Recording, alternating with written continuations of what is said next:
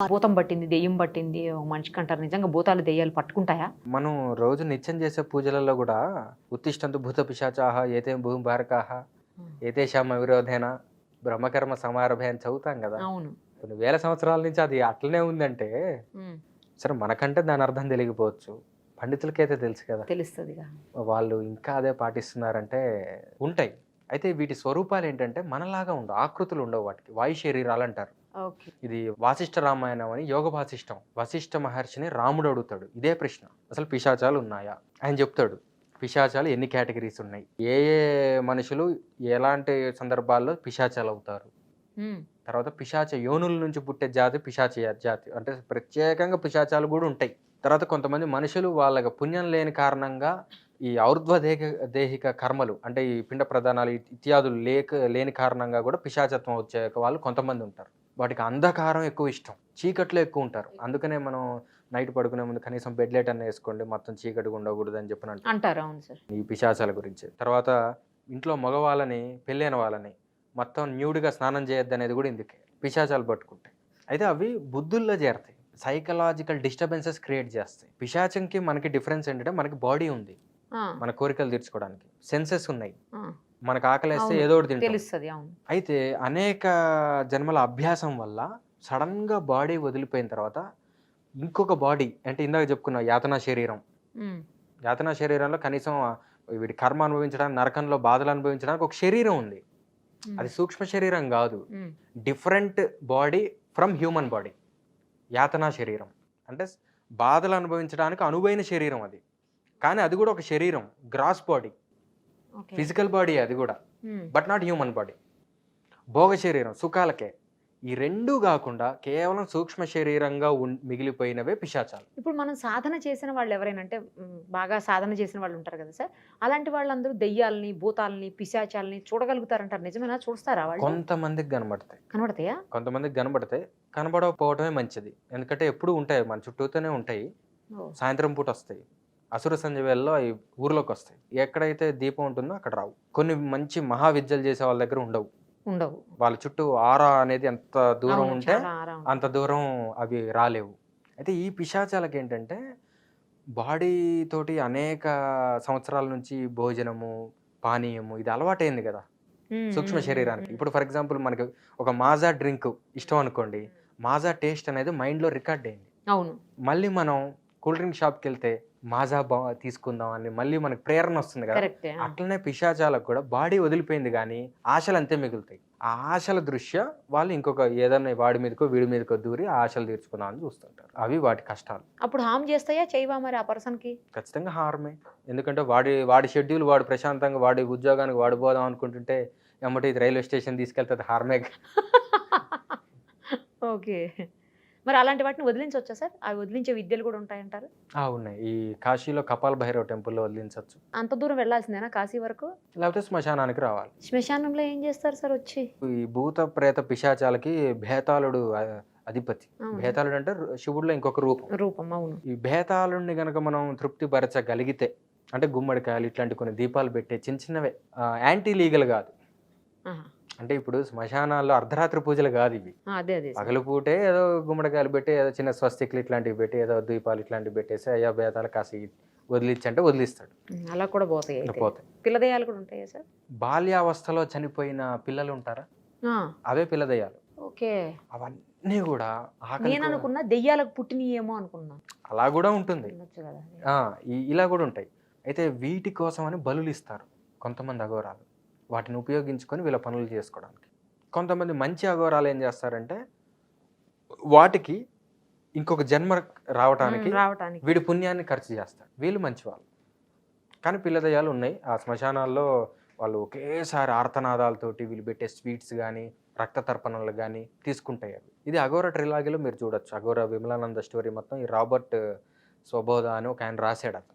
ఒక ఫారినర్ రాసాడంటే మనం అంత తేలిగ్గా తీసేయపలే. ఎవరన్నా దగ్గర వాళ్ళు బంధువులు చనిపోయినప్పుడు ఇదివరకిట్లాగా శ్మశానాలకు లేకపోతే ఆ బరియల్ గ్రౌండ్స్ ఏవైతే ఉంటాయో కొన్ని ప్లేసెస్ అక్కడికి తీసుకువెళ్ళకుండా కొంతమంది ఫామ్ హౌసెస్‌లో, వాళ్ళ పొలాల్లో అట్లా దహన చేస్తున్నారు. సంస్కారాలు చేస్తున్నారు. దానివల్ల ఏమన్నా ప్రమాదమా? చేసుకోవచ్చా? చేసుకోవచ్చు. ఏం ప్రాబ్లమ్ లేదు. ఏం గాదు గదా! ఏమి గాదు. ఎందుకనంటే ఎక్కడ జేసినా అసలు ఆ బాడీతో లింక్ వదిలిపెట్టేదే ఈ ప్రక్రియలు. ఏది ఈ పిండ ప్రదానాలు కర్మకాండాలు. గాని, కర్మకాండాలు ఇవన్నీ ఏంటంటే, వాడు మళ్ళీ ఈ అటాచ్‌మెంట్స్ గురించి మళ్ళీ ఇక్కడికే రాకుండా నెక్స్ట్ ఇంకొక చాప్టర్ ఆఫ్ లైఫ్. ఇప్పుడు ఓహో! డెత్ అనేది లేదండి అసలు. ఆ! ఇప్పుడు నిద్ర అనేది షార్ట్ డెత్. ఓకే. డెత్ అనేది లాంగ్ స్లీప్. హుహు. అది కామా మాత్రమే. లైఫ్ అనేది అన్‌ఎండింగ్. మోక్షమే full stop. ఒక శరీరం పోయిందంతే. ఇంకో శరీరానికి వాడు వెళ్ళటానికి మళ్ళీ ఇదే శరీరంతో అటాచ్‌మెంట్స్ ఉండకుండా ఉండటానికి కర్మకాండలు ఉపయోగపడతాయి కాబట్టి, ఈ లింక్ కట్ అయింది. ఆ! వాడిది ఎక్కడ తగలబెడితే ఏముంది? ఇంకేం లింక్ కాదు. కట్ అయితే ఇంకేముంది? ఇంకా ప్రాబ్లమ్ లేదు. ప్రాబ్లమ్ లేదు. ఇప్పుడు ఆడవాళ్ళు పిండ ప్రదానం చేస్తారు. ఆడవాళ్ళే కొంతమంది ఈ మధ్య కాలంలో మగవాళ్ళు లేకపోతేనో, లేకపోతే కొన్ని ప్రాబ్లమ్స్ వల్లనో వాళ్ళే దహన సంస్కారాలు చేస్తున్నారు అమ్మాయిలే. హ్మ్. మగవాళ్ళే చేయాలి, ఆడవాళ్ళు చేయకూడదు. అట్లాంటి రూల్స్ ఏమన్నా ఉంటాయా? రూల్స్ అయితే ఉన్నాయి. శాస్త్ర నియమాల ప్రకారం వెళ్ళటం మంచిది. అంటే అవకాశం లేని వాళ్ళు ఉంటారు. కొంతమంది అసలు ఎవ్వరు ఉండరు. ఆ అవకాశం లేనప్పుడు ఎలా చేయాలనేది కూడా శాస్త్రంలో ఒక నియమం ఉంది. అంటే ఉందా? శాస్త్రంది మృత్సృజ్య వర్తతే కామకారతః న స సిద్ధి నవాప్నోతి న సుఖం న పరాంగతిం తస్మాత్ శాస్త్రం ప్రమాణంతే కార్యకార్య వ్యవస్థితం. భగవద్గీత దైవాసుర సంపత్ విభాగ యోగం లాస్ట్ నుంచి 2వ శ్లోకం. హ్మ్. ఏం చెప్తుందంటే శాస్త్రంలో చెప్పిన విధానాలను పాటించిన వాడికి ఇహంలోనూ సుఖం ఉంది, పరంలోనూ సుఖం ఉంది. శాస్త్ర విధి మృత్సృజ్య అంటే వదిలేసి ఆ విధుల్ని వదిలేసి వర్తతే కామకారతః వీడి ఇష్టం వచ్చినట్టు వీడు ప్రవర్తించినట్లయితే కనుక నా సుఖం నా పరాంగతి. వీడికి ఇక్కడ సుఖం లేదు, పైన సుఖం లేదు. అందుకని ఆయా పండితుల ద్వారా తెలుసుకొని వాళ్ళు చెప్పింది వింటమే మంచిది. ఇప్పుడు శ్మశానాల్లోకి కొన్ని ఏరియాస్‌లో లేడీస్ వెళ్లరు. కొన్ని ఏరియాస్‌లో ఇప్పుడు తెలంగాణ సైడ్ లేడీస్ వెళ్తారు. ఆంధ్ర సైడ్ అసలు లేడీసు శ్మశానంలోకి అడుగే పెట్టరు. అది మంచిది కాదని వాళ్ళు భావిస్తారు. బట్ ఇక్కడ మాత్రం అట్లాంటిది ఏమి ఉండదు. పిల్లలు, ఆడవాళ్ళు కూడా శ్మశానంలోకి వెళ్తారు. వాళ్ళ సొంత వాళ్ళు, దగ్గర వాళ్ళు, బంధువులు చనిపోయినప్పుడు. అలా వెళ్ళొచ్చా, వెళ్ళకూడదు? లేడీస్ శ్మశానాలకు వెళ్ళకపోవటమే మంచిది. ఒకవేళ ప్రాంతీయ ఆచారం గనక ఉంటే ఎలో చేస్తే అప్పుడు మాట్లాడటానికి ఏం లేదు. అదే వాళ్ళ ఆచారం ఎలా ఉంటే ఉంటే అలా. అలా అదర్వైజ్ వెళ్ళకపోవటమే మంచిది. వెళ్ళకపోవటమే మంచిది. ఎందుకంటే శ్మశానాల్లో మనకి తెలియని డైమెన్షన్స్ చాలా ఉంటాయి. మనకి తెలియదు కాబట్టి లేదనుకోవడం మూర్ఖత్వం. అంటే అది ఎలాంటిది అంటే సైంటిస్ట్‌కి మైక్రోస్కోప్‌లో అన్ని జీవాల గురించి వాడికి తెలుసు. అవును. వాడేదో ఆ జీవాలన్నిటిని ఒక లిక్విడ్‌లో కలిపి ఒక గ్లాస్ మీద ఇట్లా పూసాడనుకోండి. మనకు అవి కనబడవు. మనకు తెలీదు. అవును. కానీ గంట ముందు వాడు మైక్రోస్కోప్‌లో చూసాడు అన్ని. అవును. ఇక్కడ లేవు అనుకునే వాళ్ళు మనం మూర్ఖులం. ఎస్, అంతే కదా మరి.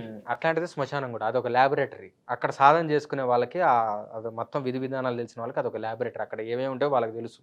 వాళ్ళే చెప్పారు ఈ టైంలో వెళ్ళకండి, ఈ టైంలో వద్దు, మీరు వెళ్ళవచ్చు, మీరు వెళ్ళవద్దు. కాబట్టి వెళ్ళకపోవటం మంచి. చాలా జాగ్రత్తగా ఉండాలి శ్మశానంతో. ఇప్పుడు ఇదివరకు కట్టెలు అవన్నీ పెట్టి దహన సంస్కారాలు చేసేవాళ్ళు. ఇప్పుడు మారిపోయింది, మొత్తం ఎలక్ట్రికల్ చేస్తున్నారు అంతా. కొంతమంది చెప్తుంటారు ఎలక్ట్రికల్ దహనాలు మంచిది కాదు, న్యాచురల్గా అంతకుముందు కట్టెలతో ఎలా అయితే కాల్చేవాళ్ళు అలా కాల్చి ఆ అస్థికలు తీసి గంగలోనో లేకపోతే కాశీలోనో కృష్ణానది ఇట్లా నదుల్లో కలపటం మంచిది. ఇప్పుడు అది కరెక్ట్ కాదంటారు. నిజమా అండి? అట్లాంటిది ఏమన్నా ఉంటుందా? అగ్నిలో చాలా రకాలు ఉన్నాయి. ఇప్పుడు ఫర్ ఎగ్జాంపుల్ ఇంట్లో కూడా అగ్గిపుల్లతో వెలిగిస్తాం అవును. దీపం. లైటర్తో ఎందుకు వెలిగించాం? అదే అగ్నే కదా. ఇదేమో పెట్రోల్, లిక్విడ్ పెట్రోలియం గ్యాస్ కదా లైటర్ అంటే. కానీ లైటర్ ఎందుకో సిగరెట్లే కాల్చడానికే వాడతారు కదా సార్. మీరు సైకలాజికల్గా చెప్పారు. సిగరెట్లుగా తాగే వాళ్ళు ఉపయోగిస్తారన్న ఉద్దేశంతో నేను వాడను అని అంటున్నారు. మరి సిగరెట్లు బ్యాన్ చేసిన దగ్గర ఇప్పుడు ఫర్ ఎగ్జాంపుల్ ఇది స్మోక్ జోన్ కాదనుకోండి, ఇక్కడ దీపం పెట్టాలి అంటే సైకలాజికల్గా చెప్పారు. కానీ జనరల్గా ఏంటంటే అగ్నిలో రకరకాలు ఉన్నాయి. ఒక ఇంధనం ద్వారా వచ్చే అగ్ని వేరు, ఎల్పిజి నుంచి వచ్చే అగ్ని వల్ల కొన్ని వేరు. అందుకని మీరు కట్టెల పొయ్యితోటి వండిన పదార్థానికి, అవును, గ్యాస్ మీద వండిన పదార్థానికి టేస్ట్లో అట్లీస్ట్ సటిల్ ఖచ్చితంగా ఉంటుంది డిఫరెన్స్. ఇది ఈ భాగంలో మనం తెలుసుకున్న విషయం. ఆ భాగంలో కూడా కట్టెల మీద కాల్చే విధానానికి ఉండే ఫలితం వేరు, ఈ ఎలక్ట్రిక్ దాని మీద ఉండే ఫలితం వేరు. కాబట్టి వెనకటి నుంచి వచ్చే కట్టెల విధానమే కరెక్ట్.